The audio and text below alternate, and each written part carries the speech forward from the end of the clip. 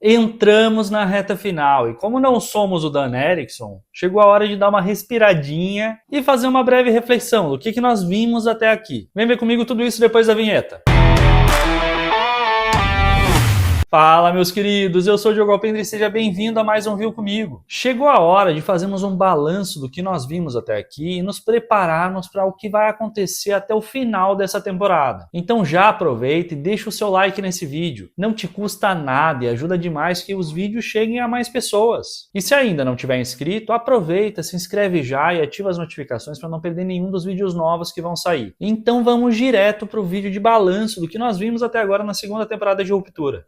Entramos na reta final, faltam só 3 episódios para o final dessa temporada. E que aventura estamos vivendo juntos, meus queridos! Então quero propor aqui uma reflexão de analisarmos para onde a história está nos levando. Já falamos em diversos vídeos o como o storytelling, a história que os criadores da série estão nos contando, está toda interligada. E que nada do que nos é apresentado desde o episódio 1 lá da primeira temporada é à toa. Mesmo que seja para nos confundir, nada do que vimos pode ou deve ser descartado. Mas no fim, do que nós estamos falando? O que afinal eles estão nos mostrando? No fim, todas as histórias são sobre pessoas. Então vamos pensar um pouquinho aqui sobre o nosso ponto focal. Desde o início da série, nós somos apresentados a esses 4 refinadores, os 4 internos do MDR. Eles são os nossos personagens principais. Claro, o Mark com maior destaque, afinal ele é o protagonista da série. Mas como nós fomos apresentados a esses 4, é a história de cada um deles e de todos eles juntos que eles estão contando para nós. E provavelmente vai ser a história que nós vamos conseguir enxergar aqui um fim mais claro. E de alguns deles nós já temos até um pouco da base, da história de fundo, como uma espécie de história de origem, e para outros nem tanto. E isso é interessante porque assim nós conseguimos pressupor o que a série vai nos contar daqui para frente e até mesmo teorizar de que forma isso vai acontecer, olhando para o que já vimos até aqui. Por exemplo, nós já vimos a motivação do Mark, a história da perda da sua esposa no suposto acidente de carro, que foi o que motivou ele a fazer o procedimento de ruptura. Vimos também a Helena, que aceitou fazer o procedimento de ruptura como uma estratégia de marketing, já que ela é filha do atual CEO da Lumon e a futura líder da empresa. O próprio Dylan, que entrou na Lumon por estar meio perdido do lado de fora e não conseguir parar em emprego nenhum. E por fim, o Irving, que até então não sabemos muito da história de fundo dele. De todos é o que menos temos ideia, e que pelo que vimos tem um passado muito misterioso e importante para a história da série. Sabemos que ele tem um passado militar e que ele investiga a Lumon há algum tempo, mas sem muitos detalhes. Isso nos faz pensar que se já conhecemos mais do passado dos outros externos, o do Irving é o que deve nos trazer mais respostas, já que até agora não vimos muito. E quando eles mostrarem isso, provavelmente também seremos apresentados a mais alguns dos segredos relacionados à série. E isso que eles vão nos revelar está muito perto de acontecer. E se de fato ele não voltar para uma terceira temporada, precisamos ter essa revelação já nos 3 episódios a seguir. E com um desfecho provavelmente triste. Então já se preparem para ainda mais emoções nesses próximos 3 episódios. E assim, provavelmente então, teremos mais informações sobre qual caminho a série pretende nos fazer seguir na próxima temporada. Nós fomos também apresentados a relação que a Lumon, essa mega empresa do mal, possui, não só com seus colaboradores internos, mas também na forma como trata os externos, manipulando e espionando a vida deles enquanto sequestram, abusam e escravizam os internos, e até mesmo com aqueles que eles querem como cobaias, como é o caso da Gemma, forjando acidentes e até a identificação de corpos. E enquanto vemos que eles não medem esforços para alcançar os seus objetivos e possuem zero escrúpulos mesmo com aqueles que apoiam a sua filosofia, já que vimos que a própria Helena é tida como um sacrifício válido, enviando ela de novo para o andar de ruptura, mesmo após terem tentado matar ela 2 vezes. Isso de forma não acidental, né? Porque ainda teve mais uma vez de forma acidental, que foi quando o Mark quase atropelou ela no final do primeiro episódio. E também vimos como os funcionários direto e fiéis súditos evoluem aqui com o passar do tempo. Se formos analisar por este olhar, nós vimos no mural da Cobell uma foto dela pequena na escola Myrtle Egan, que provavelmente demonstra aqui um pouco da história de origem dela relacionada a Lumon. E isso pode ser espelhado na própria Miss Huang, outra aluna criada na filosofia Qir e treinada para ser uma fiel funcionária da Lumon, servindo ao seu fundador. E vemos uma outra etapa da vida desses funcionários espelhadas em Miltic, que ambiciona subir na hierarquia da empresa e agem como soldados cegos à filosofia de Qir para o que for necessário e sem medir esforços para conseguir alcançar os seus objetivos e assim poderem servir ao Qir nos escalões mais altos. Foi assim que o Miltic puxou o tapete da Cobell, lá no final da primeira temporada, e sem pensar duas vezes assumiu a posição dela no andar de ruptura. E vê agora na Miss Huang a mesma ameaça que ele foi para Cobell. E também visitamos os seus dilemas éticos e morais quando recebeu os quadros e mesmo quando buscou o apoio de Natalie. E que apesar aqui de até poderem questionar algumas dessas atitudes e decisões, como nasceram naquilo e essa é a única vida que eles possuem, provavelmente aceitarão as partes ruins e continuarão sendo cabritinhos de Qir. E na Cobell nós vimos uma outra etapa, em que apesar de ter dedicado toda a sua vida para essa empresa, sem medir esforços, e até mesmo vendo a vida da sua mãe provavelmente sendo tirada, continuou ali, seguidora fiel a Lumon e ao Qir, até se tornar descartável e ser de fato descartada pela empresa, logo após o Miltic puxar o seu tapete, pois esse parece ser o caminho natural dos funcionários da Lumon. E como cabritinhos indo para abate, não conseguem se desviar desse rumo. E se analisarmos, mesmo a Cobell, após ter sido demitida e no ato de fúria ter destruído o seu altar com tudo que fosse relacionado ao Qir e a Lumon, quase como se ela negasse tudo aquilo que ela acreditou a vida toda, e ainda depois de ter abraçado o Mark e dito para ele fugir enquanto ele podia, na primeira oportunidade em que teve, ela retornou, querendo se mostrar valiosa para aquela empresa e retomar o seu turno de trabalho. Isso só mostra que assim como a Lumon explora os seus funcionários e até mesmo a filha do CEO, a sua destruição dependerá de alguém ali de dentro. Alguém que quebre esse ciclo de repetições e decida de uma vez por todas que aquilo tem que acabar. E isso também nos diz muito sobre o potencial futuro da empresa. E a história tem se construído para isso. A Cobell, após receber a ligação da Devon, deve voltar à trama e apesar da sua temência pelo Qir, e isso não pode ser deixado de lado, talvez ela não esteja tão fiel à atual administração da Lumon. E se ela sentir que já não tem nada a perder, talvez uma mudança de lado para alguém que traga de fato a redenção para ela, poderá ser o caminho que nós vamos ver ela seguir até o fim. Assim como o próprio Miltic, que pode chegar ao seu limite de tolerância aqui contra os seus dilemas morais, contra os seus princípios pessoais. Mas será? Vimos a Natalie um espelho disso. E não foi suficiente para que ela virasse as costas para a empresa. Provavelmente também não será suficiente para o Miltic.